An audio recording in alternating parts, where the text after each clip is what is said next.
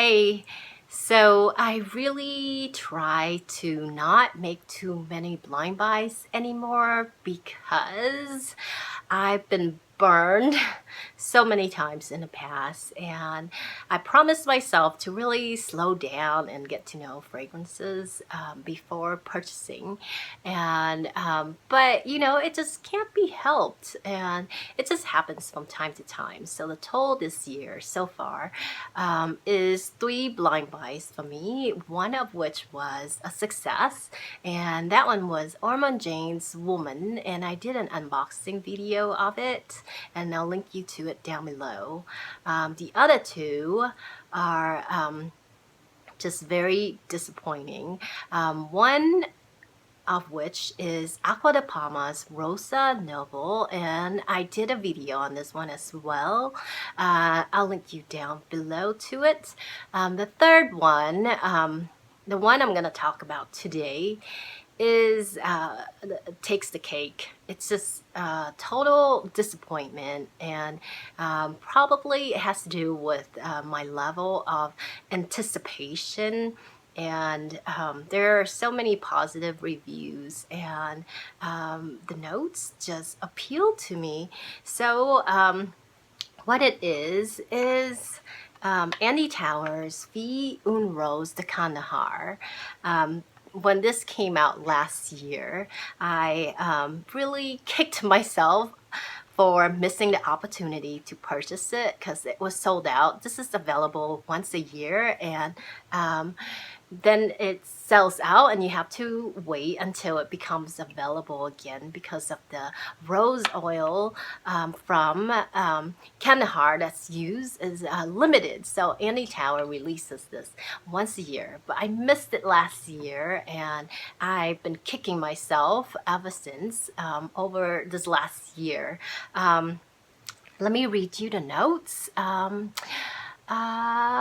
Apricot, cinnamon, almond, bergamot, Bulgarian rose, absolute, rose from Kandahar, bourbon, geranium, tobacco leaf, patchouli, vetiver, vanilla, tonka bean musk, and ambergris.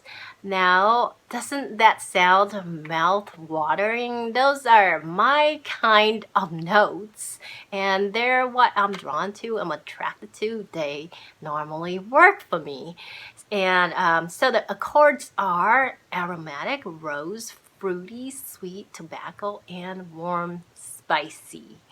I blind bought this immediately when it became available this year because I wasn't gonna miss it again. So when it arrived, I ripped into the box like I was a cave woman. But upon spraying it on my arm, I waited patiently for the alcohol to settle.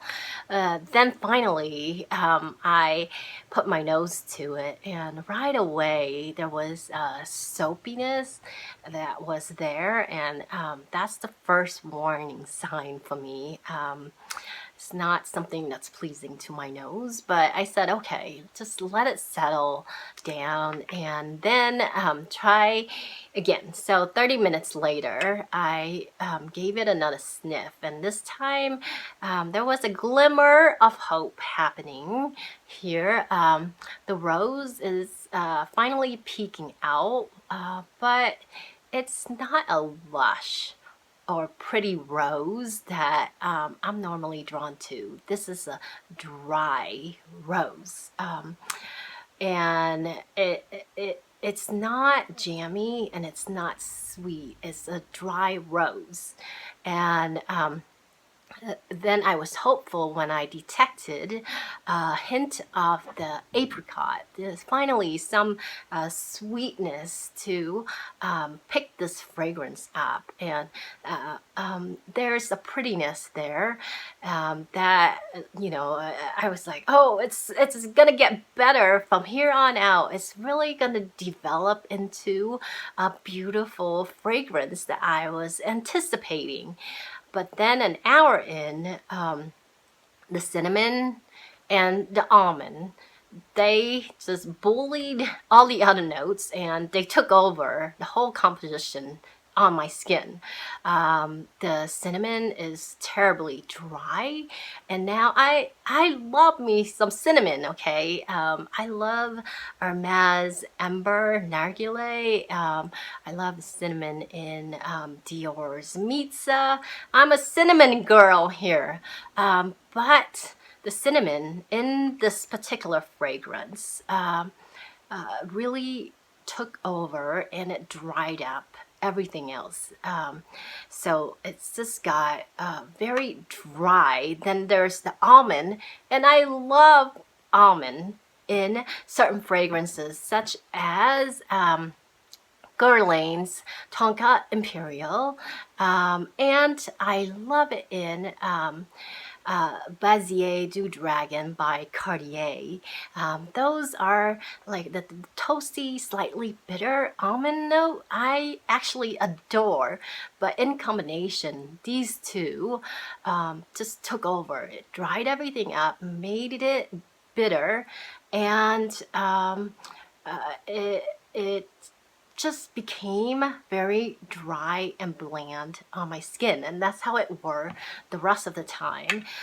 Since then, I've tried it a total of 3 times, and each time resulted the same way. So I conclude that it must be my personal chemistry that is just not working with this fragrance, and it must be really amping up these notes and butchering this fragrance.